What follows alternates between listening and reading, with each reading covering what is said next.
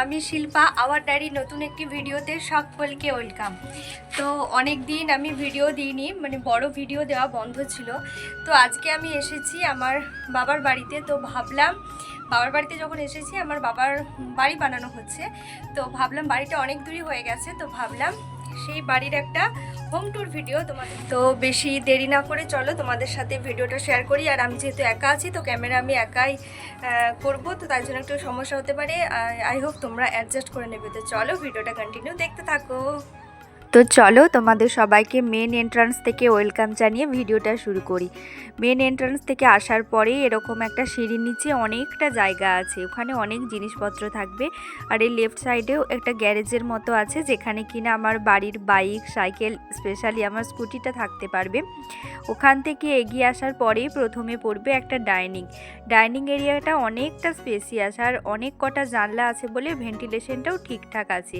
সেখান থেকে এগিয়ে আসার পর ডান দিকে পড়বে আমাদের কিচেনটা ছোটও নয়, মাঝারি সাইজের, আমাদের বাবা মার জন্য এনাফ। তো কিচেন থেকে এগিয়ে গিয়ে বাঁ দিকে পড়বে আর একটা এন্ট্রান্স। এই এন্ট্রান্সটা অ্যাকচুয়ালি এমার্জেন্সি পারপাসে ইউজের জন্য রাখা হয়েছে। নিচের তলায় একটা ডাইনিং রুম, একটা বেডরুম, একটা কিচেন আর একটা বাথরুম। তো চলো এবার তোমাদের সাথে নিচের তলার বাথরুমটা শেয়ার করি। এই বাথরুমটা তুলনামূলকভাবে উপরতলার বাথরুমের থেকে একটু ছোট।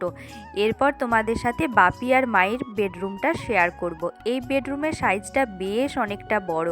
হয় না, বাড়ি তৈরির সাথে সাথে এক একটা রুমের এক একটা রকমের নাম দেওয়া শুরু হয়ে যায়, তো সেই মতোই এই ঘরটার নাম দিয়েছি বাপি আর মায়ের বেডরুম।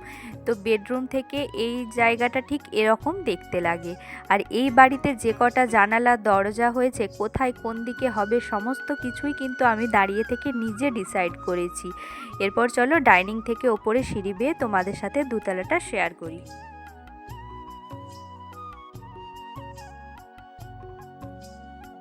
দোতলায় ওঠার পর একটা প্যাসেজের মতো পড়বে, আর রাইট সাইডে একটা জানালা পড়বে। সেই জানালাটা কিন্তু এখন জানালা আছে, কিন্তু যখন বাড়িটা কমপ্লিট হবে অন্য রকমের কিছু একটা করার প্ল্যান আছে, তো পরে সেটা দেখতে পারবে। আর সব থেকে পছন্দের আমার জায়গা হলো এই যে ব্যালকনিটা একটু স্পেসিয়াস রাখার চেষ্টা করেছি, যেখানে আমার ইচ্ছা আছে অনেক কটা ফুলের গাছ এবং দোলনা লাগাবো।